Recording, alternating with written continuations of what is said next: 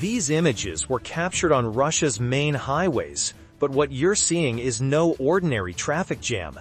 This is the moment an entire economic transport system of an empire from St. Petersburg to Moscow was completely paralyzed. This mile-long queue of trucks was not the result of an accident or roadworks. It was the picture of a self-inflicted disaster, one created by the Kremlin itself. And worst of all, there was a 200-liter limit on diesel sales for trucks. This single decision, made to fuel Putin's army, severed the entire logistical backbone of the country. For a truck carrying goods across the vast Russian territory, that amount of fuel wouldn't even be enough to make the journey from Moscow to St. Petersburg. And when those wheels stopped rolling, Russia stopped breathing. Supermarket shelves were bare, factories were paralyzed, cities were starving. Now you will witness the inevitable end, the story of how an empire collapsed from within. The angry and helpless faces you see belong to truck drivers across Russia. They were once the invisible heroes of the economy. From the bitter cold of Siberia to the bustling markets of Moscow, from the industrial heartland of the Ural Mountains to the bustling ports of the Black Sea, they were once the nation's transportation lifeblood. Now they are stuck at gas stations, their incomes drained, their futures stolen.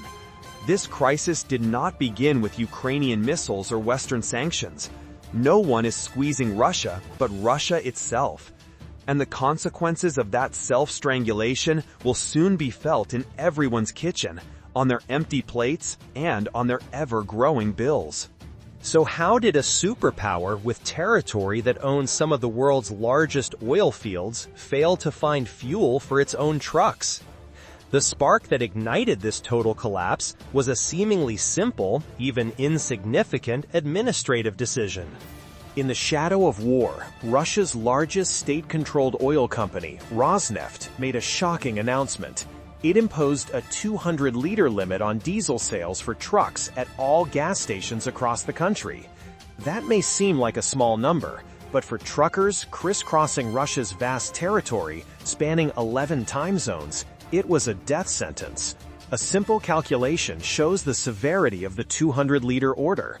A modern long-haul truck like the Kamaz 5490, with a fuel tank of 800 to 1,000 liters, can travel about 3,000 kilometers. Now, with the new limit, that range was reduced to less than 600 kilometers, a fatal blow to Russia's transportation lifeline. That means that even the seemingly straightforward 700-kilometer journey from Moscow to St. Petersburg, a vital artery, has become an impossible ordeal in a single refueling stop. For long-distance drivers from Novosibirsk to Yekaterinburg, a journey that would normally require a single refueling stop is now broken up into 4 or even 5 stops, each requiring hours, sometimes days, of waiting in line for a few hundred liters of fuel. The transport system that was once the backbone of the Russian economy is now dying, a slow death for logistics. So why did the Kremlin make this irrational decision, one that would cripple its own economic circulation system and starve its own people? The answer lies in the cruel and self-destructive logic of war. This is not a shortage, this is a deliberate transfer of resources.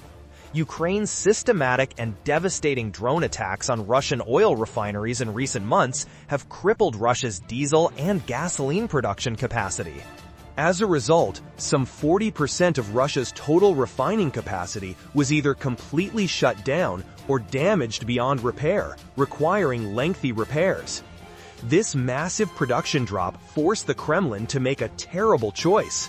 Would it use its limited remaining diesel to power tanks and armored vehicles on the front lines, or to run trucks at home? Putin chose war. The fuel that fed the civilian economy was literally stolen by the military. Every drop of diesel was sucked up to feed the giant machines on the front lines, from priority military convoys, T-90 tanks, BMP armored vehicles, to trucks carrying Grad missile systems.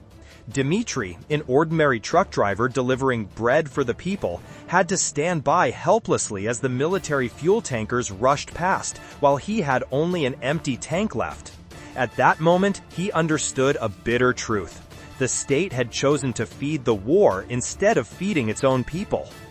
The immediate consequence of this decision was utter chaos. Tens of thousands of truck drivers facing the 200-liter limit panicked and rushed to other stations that did not apply the limit, especially Gazprom.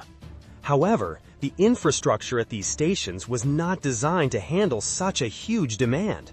Storage tanks were depleted within hours. Roads leading to gas stations were completely blocked by queues of trucks stretching for miles. Within hours, Russia's main transport arteries, the M4, M5, and M7, had turned into giant truck parks. The fights collapsed under its own weight. Fights broke out between drivers. Local residents protested the road closures, and police were powerless to control the situation.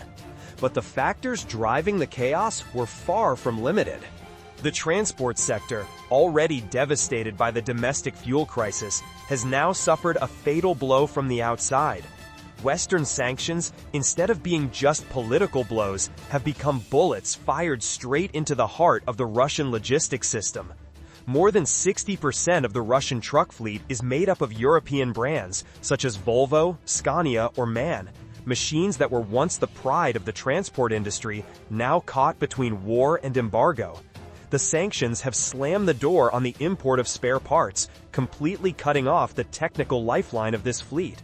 A broken truck is no longer a temporary thing. It is the end of the journey. Russia relied on spare parts from China, but this turned into a betrayal by China. The poor quality of Chinese spare parts and their incompatibility with Russian vehicles increased breakdowns and accelerated the collapse of the fleet. For a truck driver, biggest fear is no longer the roads, but the inability to find spare parts to repair their truck when it breaks down. With Western tire giants pulling out of the Russian market, a nationwide truck tire shortage has begun. Russia itself need not produce quality truck tires. This has crippled not only logistics, but also industries like agriculture and construction. Aerial photos of miles of truck lines are tangible evidence of this helplessness. Hundreds of abandoned trucks in parking lots, stripped of their tires and propped up with bricks, show that the Russian economy has turned into a truck graveyard. No spare parts, no movement. This immobility is not just an economic problem. It is a social disaster that brings war into every Russian household, meaning empty supermarket shelves and growing social anger. When the wheels of a truck stop turning, the wheels of an empire stop turning. Across Russia's vast geography, trucks are more than just a means of transportation. They are civilization itself. This crisis is a perfect example of how a single Kremlin decision has sent an entire country into a downward spiral. Now let's look at the layers of this disaster and how it impacts society as a whole. The first and most obvious consequence is the complete paralysis of the logistics system that keeps the giant body called Russia running. Russia is not a modern country with a sophisticated e-commerce network or a railway network that crisscrosses every small town. It is still a 20th century empire where more than 70% of consumer goods, food, medicine, and industrial raw materials are transported by the heavy trucks you see on the road. While the railways are for crude oil, coal, and military equipment, the diesel fuel in the tanks of trucks is the lifeblood of every corner of the economy. And when the government imposed fuel rationing, it strangled that entire circulatory system in one fell swoop. From the frozen reaches of Siberia to the remote villages of the Caucasus, the country's vast supply network collapsed, like a giant body stopped breathing. And that's when the real nightmare begins, not on the battlefield, but in the kitchens of Russians. Because the paralysis of logistics isn't a distant concept, it's creeping into every meal, every prescription, every bottle of milk. Every hour that trucks wait in line for fuel is an hour that the shelves in Moscow or St. Petersburg are emptier. Vegetables from Rostov rot in their trunks. Milk from Vologda never reaches the market. Sausages and salami spoil in cold storage. Life-saving medicines are stuck at distribution centers thousands of miles away. As supply chains break down, people start hearing rumors of shortages, and shortages breed panic. Crowded supermarkets, fights over basic goods, empty shelves, that's the nightmare the Kremlin fears more than any attack. Because once fear spread into the hearts of the people, no amount of propaganda could conceal the fact that the empire was rotting from within. Panic and chaos are on the horizon. Scarcity and panic always breed another monster, inflation. This crisis has the potential to turn inflation, already high due to war, into a hyperinflationary bomb. The explosion in logistics costs will be reflected directly in consumer prices. A truck driver will now have to spend twice as much time and money to complete a trip. These additional costs, the exorbitant price of fuel sold on the black market, the cost of extra days on the road, will all be added to the price of every product shipped. The spoilage of fresh food on the road will further reduce supply and push prices higher. Analysts predict that this logistics crisis could cause a 30 to 50% price increase on basic food and essential goods in just a few weeks. This is an economic tsunami that will hit the wallets of every Russian citizen directly, eroding their savings and making them poorer. But it is not just supermarket shelves that are emptying. Very soon, factory production lines will also be halted. This fuel crisis will deal the final blow to an already struggling civilian industry. Factories waiting for raw materials will not be able to produce.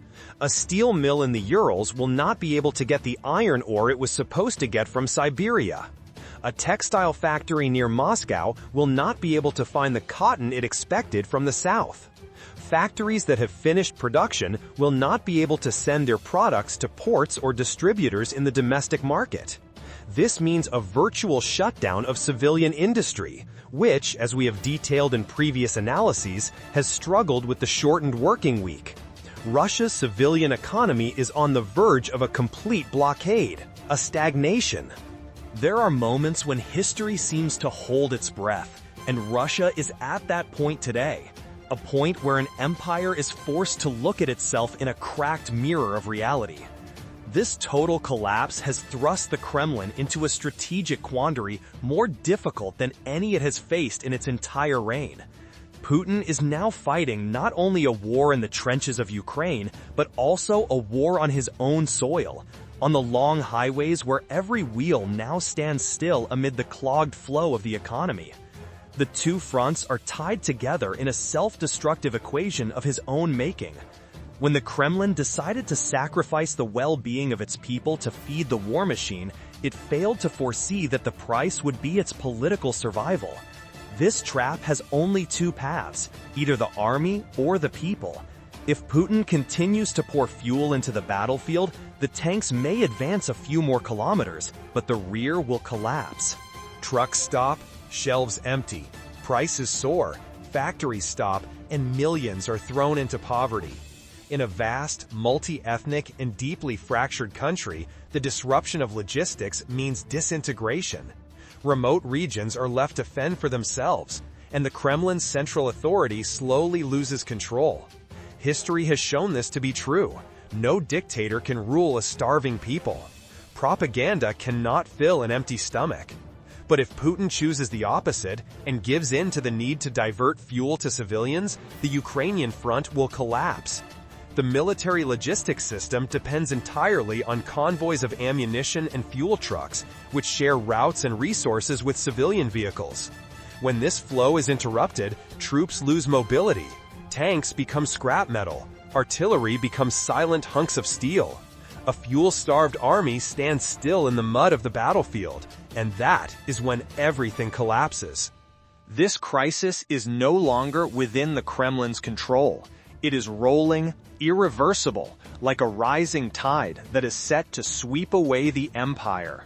In this crisis environment, using some military personnel for tasks like monitoring gas stations, protecting fuel convoys, or monitoring inventories means diverting them from key battlefield functions. This could further disrupt already weakened supply chains on the Ukrainian front. Moreover, the move creates serious public unrest. Injecting soldiers into everyday life in this way makes civilians feel the added pressure in their daily lives. This increases the risk of social unrest. Ultimately, this crisis did not start with a Ukrainian missile or Western sanctions. It is a direct result of the Kremlin's choice to sacrifice its own people and economy for the sake of an imperial dream. It is not an outside force that is strangling Russia, but Russia itself. The logistical backbone is gone, and with it, the regime's chances of survival. So, what do you think? When will the patience of the Russian people run out?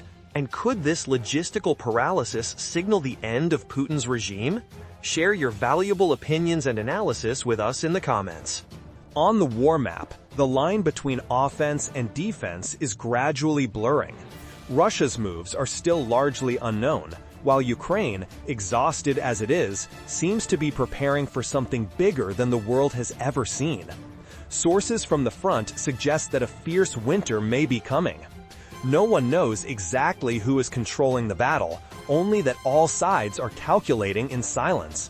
Behind the diplomatic statements are secret moves, plans never made public. And with each passing day, the world moves closer to a new dangerous threshold. Is this just the lull before the storm, or the beginning of an escalation not seen since World War II? The answer, perhaps, will soon be revealed. We will continue to monitor and update the latest developments. Don't forget to subscribe to the channel, because sometimes just one news you miss today can be the turning point of the whole war tomorrow.